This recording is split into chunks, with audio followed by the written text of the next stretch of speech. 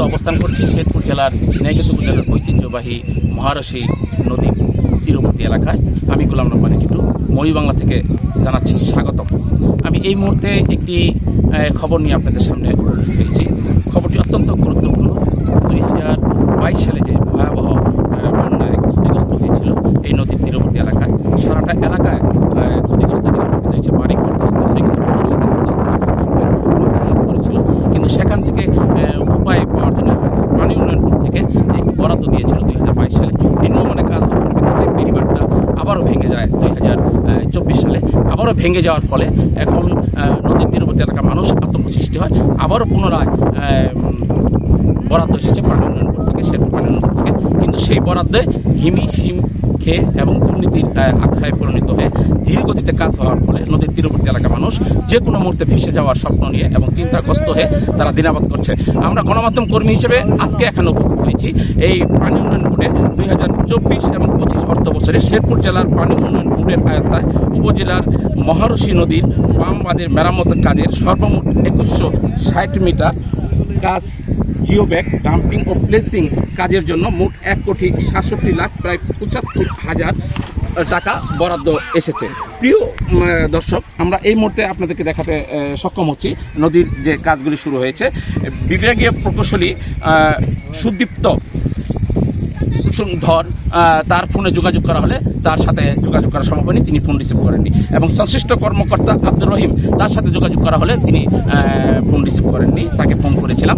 এখানে একটি তারা সাইনবোর্ড দিয়েছেন, সেই সাইনবোর্ডে কাজের পরিমাণ দিয়েছেন এবং অর্থের বরাদ্দ দিয়েছেন এবং কর্মকর্তাদের মোবাইল নম্বর সমেত দিয়েছেন, কিন্তু সেই মোবাইল নম্বরগুলো তারা রিসিভ করেন না। এখানে যারা কাজ দেখাশোনা করছেন তারা ধীরগতিতে কাজ দেখাশোনা করছেন। তারা আমাদেরকে জানিয়েছেন, মই বাংলাকে জানিয়েছেন যে আমরা এই জুন মাস পর্যন্ত কাজের মেয়াদ রয়েছে, অথচ আজকে 21শে জুন, আর আছে 9 দিন। এই 9 দিনে কিন্তু কাজ শেষ হবে না। সুতরাং তারা কাজের জন্য অ্যাক্সেস করার জন্য একটু দরখাস্ত প্রেরণ করবেন এবং দরখাস্ত প্রেরণ পরিপ্রেক্ষিতে সেই কাজের যদি সময় বৃদ্ধি করা হয় তাহলে হয়তো বা মহারশী নদীর এই কাজ আবারও শুরু করবে, কিন্তু এই সময়ের মধ্যে এই কাজ সম্পূর্ণ হবে না বলে আমরা জানতে পেরেছি। প্রিয় দর্শক, আমরা আরও জানবো এখানে যে ঠিকাদার হয়েছেন তিনি রংপুরের ইউনাইটেড ব্রাদার্স এই কাজটি পেয়েছেন, কিন্তু সেখান থেকে জামালপুরের মিলন সরকার এন্টারপ্রাইজ নামে যে ঠিকাদার তার কাছ থেকে এই কাজটা কিনে নিয়েছে। এখানেই হয়েছে 9/6, কিন্তু আমরা প্রকৃতপক্ষেই এই নদীর তীরবর্তী এলাকার মানুষ কাজটি বুঝিয়ে এখনও সঠিকভাবে বুঝিয়ে পাচ্ছে না। এবং যে পরিমাণ 2160 মিটার কাজের মধ্যে পুরোপুরি এখন মাত্র 200-250 মিটার মতো কাজ, একটু 60% কাজ হয়েছে, আর সমস্ত কাজ কিন্তু এখনও পরিত্যক্ত অবস্থায় রয়েছে। যে কোনো মুহূর্তে এই নদীর তীরবর্তী এলাকার মানুষ এই বন্যার কবলে পড়তে পারে। এবং ঝিনাইগাতীর স্বাধীনতার পর থেকে একটি দাবি ছিল স্বরক্ষা বাঁধের জন্য, এই মহারশী নদীর স্বরক্ষা বাঁধ নির্মাণ করার জন্য, কিন্তু বিগত সরকারের সময়, আওয়ামী সরকারের সময় সংসদ সদস্যরা বারবার আশ্বাস প্রদান করলেও সেটা লাল ফিতায় বন্দী রয়েছে, সেই আশ্বাস কার্যকর হয়নি। এবং এই স্বরক্ষা বাঁধ আজও নির্মাণ হবে কিনা নদীর তীরবর্তী মানুষ প্রশ্ন নিয়ে জেগে রয়েছে। তা আমরা এখন জানতে চেষ্টা করবো এই এখানে বসবাসকারী তারা কীভাবে এই কাজটাকে দেখছেন এবং কাজ নিয়মিত হচ্ছে কিনা আমরা এখন জানি। আপনার নামটা কি? আমার নাম আবুল হোসেন। এই কাজটা কতদিন থেকে শুরু হয়েছে? এই কাজটা শুরু হয়েছে বিগত 1 মাস হবে, মনে হয় বেশি হবে, 6 মাসের মধ্যে কাজ শুরু হয়েছে, কিন্তু শুরু এখনো শেষ করতে পারে। কিছুদিন হয় আসছে, তারা এসে কাজ ধরছে, কাজ করতেছে, করে না, একটু করলে আর একটু করে না, এইভাবে ওই নদীর বাঁধ সিস্টেম হয় নাই। এই সিস্টেম আমরা তো মানিয়ে নিতেছি না। আর যে বাঁধ হওয়ার কথা এই বাঁধ হবে না। আবারও মনে হয় আমরা ওই পানির ঝুঁকির মধ্যে আবার করবো, এই অবস্থায় দেখা গেছে। আর যেভাবে আমাদের ধন্যবাদ আপনাকে। আমরা একজনের সাক্ষাৎকার শুনলাম, নিয়মিত কাজ হচ্ছে না এবং তারা আবারও পানির ঝুঁকিতে, বন্যার আক্রান্ত রয়েছে বলে তিনি আমাদেরকে জানিয়েছেন। আমরা আরেকজনের কাছে এখন শুনবো কাজটা কি নিম্নমানের হচ্ছে না অতি দ্রুত কাজটা হচ্ছে। এলাকাবাসী হিসেবে, নদীর বাড়ি হিসেবে আপনি কি জানেন? এই কাজটা আসলে প্রকৃত নিম্নভাবে দ্রুত হচ্ছে না। এই কাজটা খুব হচ্ছে, দেরিতে হচ্ছে।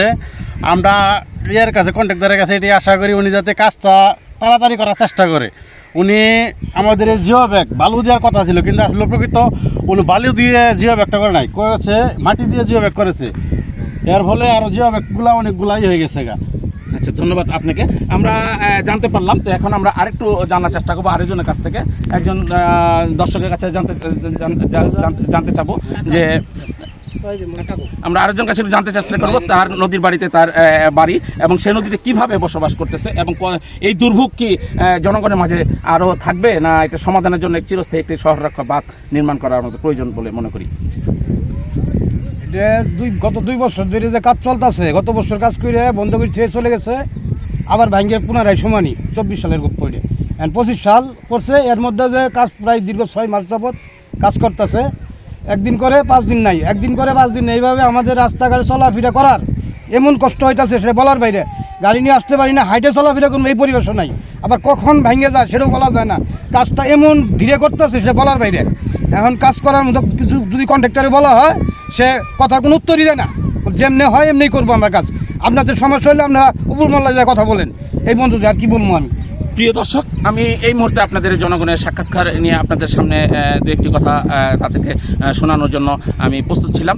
তাই আমি এই মুহূর্তে যে আপডেটটি জানাচ্ছি, এই জুন মাস পর্যন্ত কিন্তু এই কাজের সময় রয়েছে। যদি এই কাজকে এক্সটেনশন না করা হয়, তাহলে যে কোনো মুহূর্তে এই কাজের ধীরগতির জন্য এই নদীর তীরবর্তী এলাকার মানুষ ক্ষতিগ্রস্ত দিকে ধাবিত হবে। আর সবচেয়ে আমাদের প্রাণের দাবি, একটি শহর রক্ষা বাঁধ নির্মাণের জন্য সংশ্লিষ্ট কর্তৃপক্ষকে বারবার তাগিদ দেওয়া সত্ত্বেও এবং বারবার উদ্যোগ নেওয়া সত্ত্বেও তারা এই কাজের তেমন কোনো অগ্রগতি দেখা যাচ্ছে না বলে এই নদীর তীরবর্তী এলাকার মানুষ সর্বদাই বর্ষা মৌসুমে এবং বন্যার আশঙ্কায় তারা দিনাবাদ করে থাকে। আমরা এই নদীর তীরবর্তী এলাকা থেকে আমরা সংশ্লিষ্ট কর্তৃপক্ষকে, জেলা প্রশাসক মহোদয়কে বিষয়টি আমলে নিয়ে এবং ঊর্ধ্বতন কর্তৃপক্ষকে অবহিত করার জন্য, মন্ত্রণালয়ে অবহিত করার জন্য বিনীতভাবে অনুরোধ রেখে আমি বিদায় নিচ্ছি। পরবর্তী আপডেট নিয়ে আপনাদের সামনে উপস্থিত হব। আমি গোলাম রব্বানী টিটু, খোদা হাফেজ।